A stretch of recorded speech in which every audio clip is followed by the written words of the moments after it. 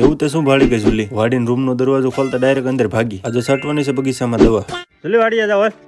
વાડીએ જવાનું નામ પડે એટલે ઝૂલી ડાયરેક્ટ ડોટ મેલે. પછી ઝૂલીને બેહાડી દીધી ગાડીમાં. પછી ગાડીમાં પાછળ તો બેહવાનું જ નહીં, આગળ જ બેહવાનું. નાના છોકરાને કેવી ટેવ હોય ગાડીમાં આગળ બેહવાની, એવી ટેવ ઝૂલીને છે. એને પણ આગળ બેહવા જ. રસ્તામાં માણસો હામાં મળે એનું ધ્યાન ઝૂલી હામું જ હોય અને ઝૂલીનો એની હામ. કારણ કે મારે રોજ વાડીએ જવાનું એટલે ઝૂલીને ભેગી જ લેતી જવાની હોય. વાડીએ પૂગતા ઝૂલીમાં એક અલગ એનર્જી આવી જાય, ઠેકડા જ મારવા માટે. વાડીને ફરતે ઝાડે છે કે જનાવરની બીક નો રહે, તો અમુક જાનવર ટપીનું આવે જેમ કે દીપડો. વાડીએ પૂગીને ગયો દરવાજો ખોલવા. દરવાજો ખોલતા તરત ઝૂલી અંદર ડોટ મેલી, કારણ કે અંદર ઉંદરડા હોય એટલા માટે. પછી લઈ લીધો પંપ. આ પંપની પાઇપ ફેરવી અને બીજી પાઇપ લગાડવાની હતી અને એ આ હતી. અને પછી ચડાવી દીધી પાઇપ. આ પાઇપમાં ફૂલ પ્રેશર થાય અને આંબાની ટોચ સુધી દવા પૂગી જાય. અને પછી કરી નાખો પંપ ભરવાનું ચાલુ. દવા પાણી પંપમાં નાખીને પછી આવી ગયો દવા છાંટવા. હવે તમે જોવો આ પાઇપ થી ટોચ સુધી દવા પૂગી જાય છે. આખા બગીચામાં દવા છાંટવાની હતી અને કુલ 60 જેટલા આંબા છે. દવા છાંટતા હોય ત્યાં પણ ઝૂલી તો ભેગી જ હોય, કારણ કે જનાવરની બીક હોય ને એટલા માટે. અને શેર પંપ છાંટી નાખ્યા વાગી ગયા 10 અને 10 વાગ્યાનો ચા બનાવી નાખ્યો. મેં પણ પી લીધો અને ઝૂલીને પણ પાઈ દીધો. ચા પાણી પીને પાછા લાગી ગયા કામે. હલો, હું છાંટવા મળું દવા, તમે કરી નાખો ચેનલને સબસ્ક્રાઇબ.